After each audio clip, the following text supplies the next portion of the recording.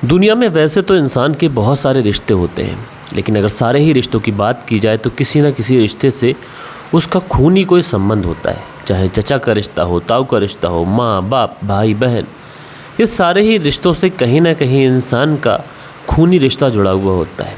लेकिन दोस्तों, एक रिश्ता ऐसा होता है जो रिश्ता टोटली भरोसे और विश्वास पर बना हुआ रिश्ता होता है, और ये रिश्ता होता है पति और पत्नी का रिश्ता।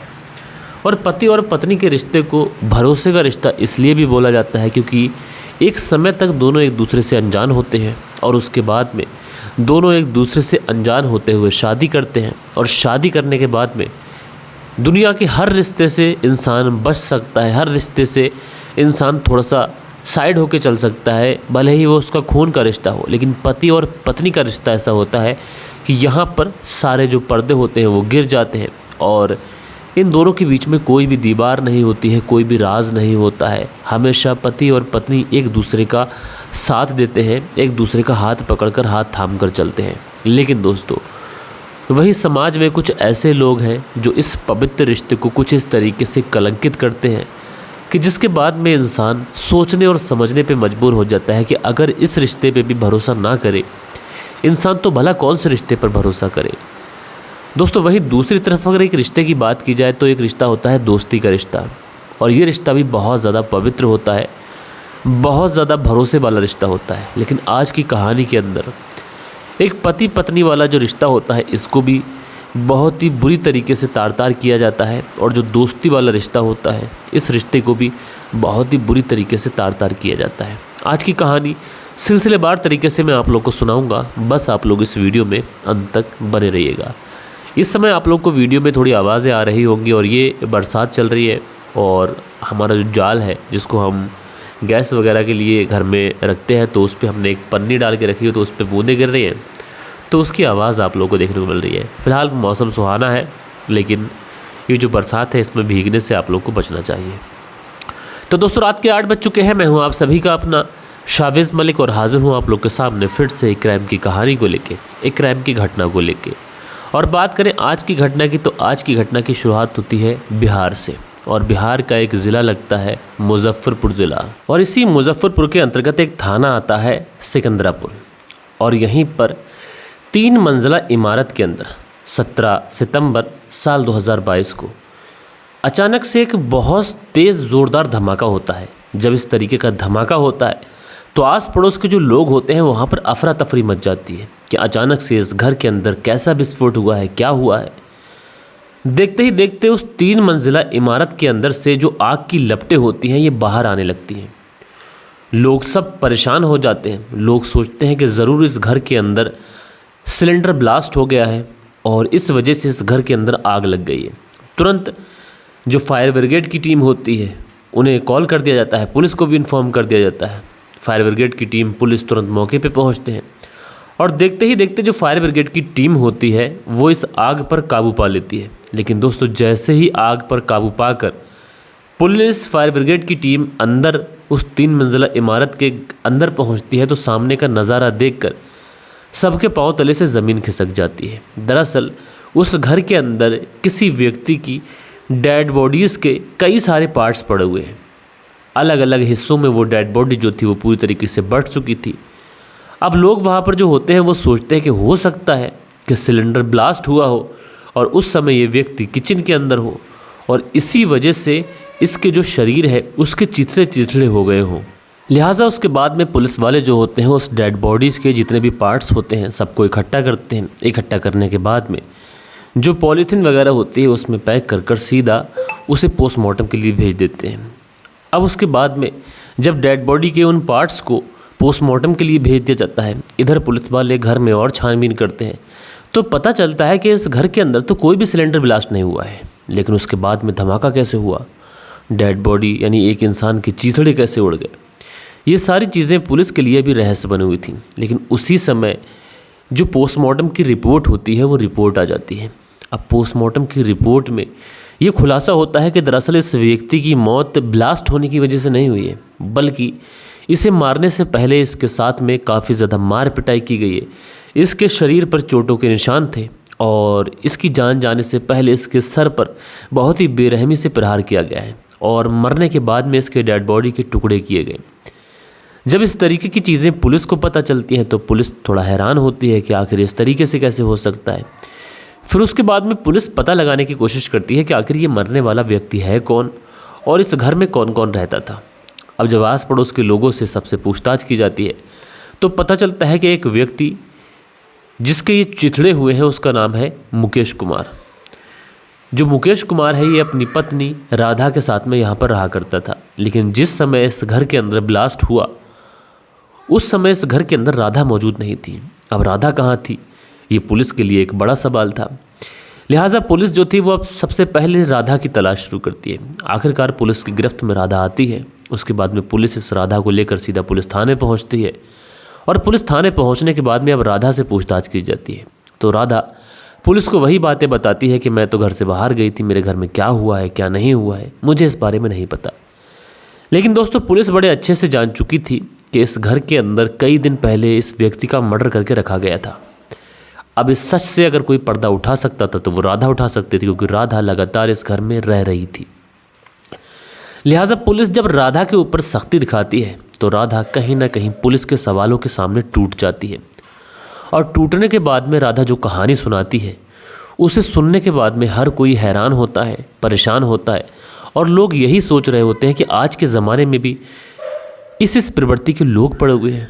लोग रिश्तों को कलंकित कर रहे हैं और ये भी नहीं सोचते हैं कि वो अपने छोटे से स्वार्थ के लिए किसी की ज़िंदगी हमेशा हमेशा के लिए छीन रहे हैं।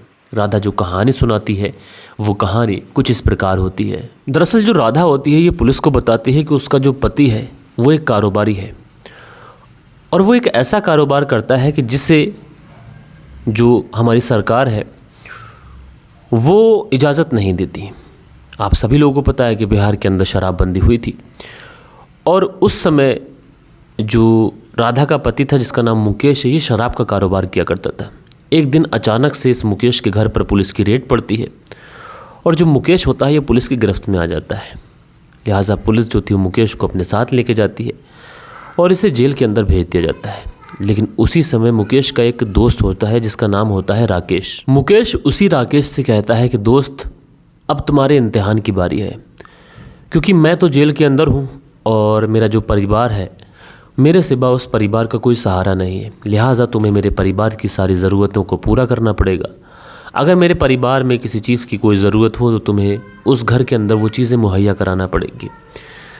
जो राकेश होता है अपने दोस्त मुकेश की सारी बातें सुनता है और उस पर गौर भी करता है, इसलिए वो मुकेश के घर में जो भी ज़रूरतों का सामान होता हमेशा लेकर आता।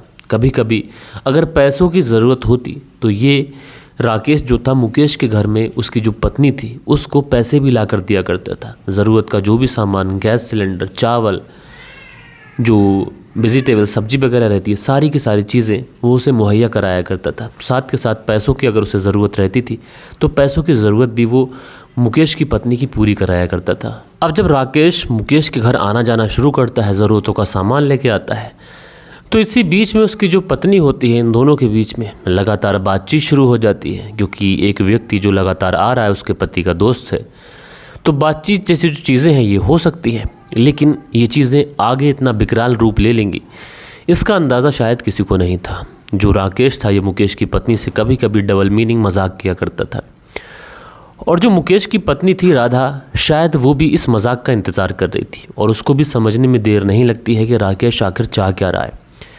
उसके बाद में ये दोनों उसी घर की चार दीवारी के अंदर एक दूसरे में समा जाते हैं, एक दूसरे के साथ में शारीरिक संबंध बनाना शुरू कर देते हैं और एक बार जब इनका शारीरिक संबंध बनने का सिलसिला शुरू होता है तो फिर उसके बाद कभी रुकने का नाम नहीं लेता।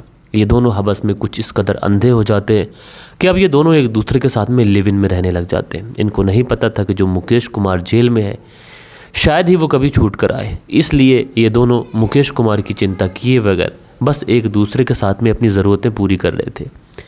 लेकिन दोस्तों थोड़े ही समय के बाद में जो मुकेश कुमार होता है उसकी बेल हो जाती है। जब वो ज़मानत पे बाहर आता है और जैसे ही वो अपने घर पहुंचता है तो उसे चीज़ें समझने में देर नहीं लगती कि उसकी पत्नी राधा और उसके दोस्त राकेश ने उसे धोखा दिया है।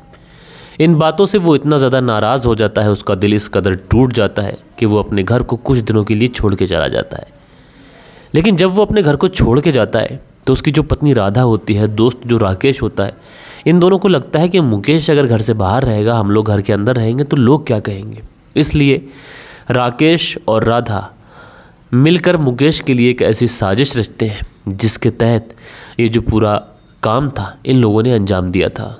उसके बाद में जो राधा होती है और जो राकेश होता है, ये दोनों मिलकर मुकेश को किसी बहाने से घर में बुलाते हैं। मुकेश बेचारा जो अपने दोस्त के ऊपर बहुत ज़्यादा भरोसा करता था, उसको लगता था कि किसी भी समय में कोई भी इंसान उसे धोखा दे दे, लेकिन उसका दोस्त उसे धोखा नहीं दे सकता।